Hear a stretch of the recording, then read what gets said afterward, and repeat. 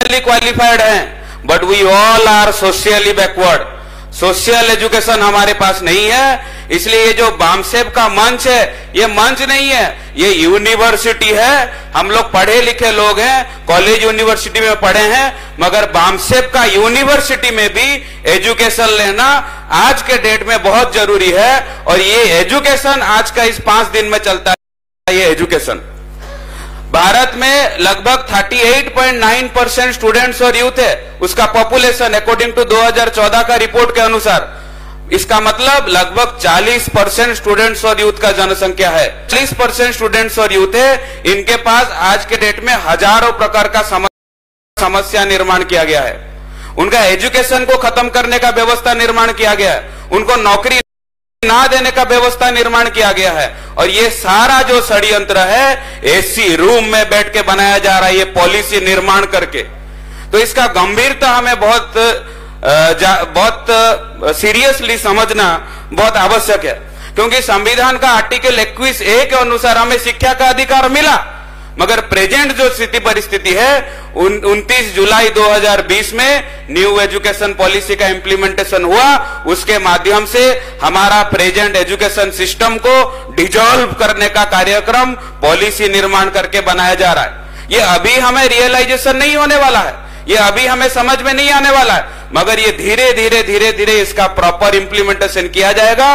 और हमारे जो कमिंग जनरेशन है, जैसे मनुस्मृति में हमें शिक्षा का अधिकार नहीं था, शिक्षा अगर सुन लेते हैं तो कान में सीसा तेल डाला जाएगा, उच्चारण कर लेते हैं तो जीभ काटा जाएगा, अगर देख लेते हैं तो आंख में रॉड घुसाया जाएगा। ये जो मनुस्मृति का व्यवस्था था, ये प्रेजेंटली डिजिटल वे में और थोड़ा डेवलप्ड वे में न्यू एजुकेशन पॉलिसी के माध्यम से अभी इंप्लीमेंटेशन हो चुका है।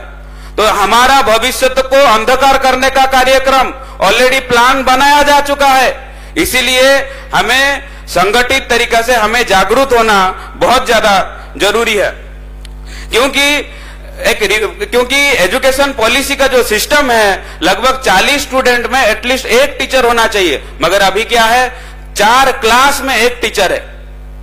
उसी हिसाब से एक according to labour force participation, हम लोग शिक्षा तो लेते हैं, पढ़ाई तो करते हैं, मगर हम लोग जब नौकरी करने जाते हैं, नौकरी ढूंढने जाते हैं, तो नौकरी ढूंढने वाले जो बच्चे हैं 2011 में 56% लोगों ने नौकरी ढूंढ रहे थे। 2017-18 में लगभग 46% स्टूडेंट्स और यूथ नौकरी ढूंढ रहे थे शिक्षा के बाद। अभी 2022-23 में लगभग 39.5% विद्यार्थी युवा पढ़ाई करने के बाद नौकरी ढूंढने जा रहे हैं। इसका मतलब जो सरकार हमें 2 करोड़ नौकरी देने का वादा किया था, अभी वो धीरे धीरे हमारा नौकरी, हम शिक्षा तो ले रहे हैं मगर हमें एजुकेटेड स्लेव्स बनाने का कार्यक्रम इस देश में चल रहा है।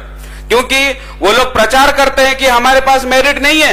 अरे हमारे पास मेरिट है, अपॉर्चुनिटी नहीं है। अगर अपॉर्चुनिटी मिलेगा तो इस देश में बड़ा से बड़ा परिवर्तन इस देश का स्टूडेंट्स और यूथ कर सकता है। ये हमारे स्टूडेंट्स और यूथ भाइयों को पता नहीं है, मगर 3.5% जो ऊपर बैठे हुए हैं, एब्सोल्यूट पोजीशन में बैठे हुए हैं, उनको बहुत अच्छी तरीके से मालूम है। इसलिए पॉलिसी निर्माण करके ये कार्यक्रम देश भर में चला रहे हैं। हमारे जो स्टूडेंट्स और यूथ है हायर एजुकेशन में जाते हैं, मगर आप सुन के हैरान हो जाओगे, 2019 में लगभग 4,926 स्टूडेंट्स और यूथ ने बड़े बड़े यूनिवर्सिटी से ड्रॉप आउट किया है। 2020 में लगभग 5,410 स्टूडेंट्स ने ड्रॉप आउट किया। 2021 में 4,156 लोगों ने ड्रॉप आउट किया। 2023 में 2,962 लोग, ऐसे अगर सम टोटल करते हैं, ये 5 साल में लगभग 32,000 से ज्यादा स्टूडेंट्स और यूथ ने जो हायर एजुकेशन में है, IIT, IIM जैसे बड़े बड़े यूनिवर्सिटीज में है, वहां से हमारे SC ST OBC के भाई बहन ड्रॉप आउट कर रहे हैं। क्योंकि वहां पे ऐसा माहौल बनाया गया है, वहां पे ऐसा सिचुएशन निर्माण किया गया है कि हमारे जो स्टूडेंट्स और भाइयों के ऊपर अन्याय अत्याचार निर्माण हो रहा है, ये उसका सबूत है। वैसे ही एक 4 दिसंबर हाल ही में 4 दिसंबर 2023 में एक न्यूज आया, जिसमें जो एजुकेशन मिनिस्टर है सुभाष सरकार, उन्होंने एक रिपोर्ट सबमिट किया लोकसभा में, जिसमें से प्रेजेंटली अभी 13,626 जो स्टूडेंट्स और यूथ है, जो हायर एजुकेशन में पढ़ने वाले लोग हैं, उन्होंने अभी ड्रॉप आउट किया है। साथ ही अभी जो स्टूडेंट्स और यूथ का जो जनसंख्या है, लगभग 42.3% जो ग्रेजुएट्स हैं, जिनका एज 25 साल से नीचे है, वो आज के डेट में अनएम्प्लॉयड है। तो इस देश में इस प्रकार का व्यवस्था निर्माण किया जा चुका है।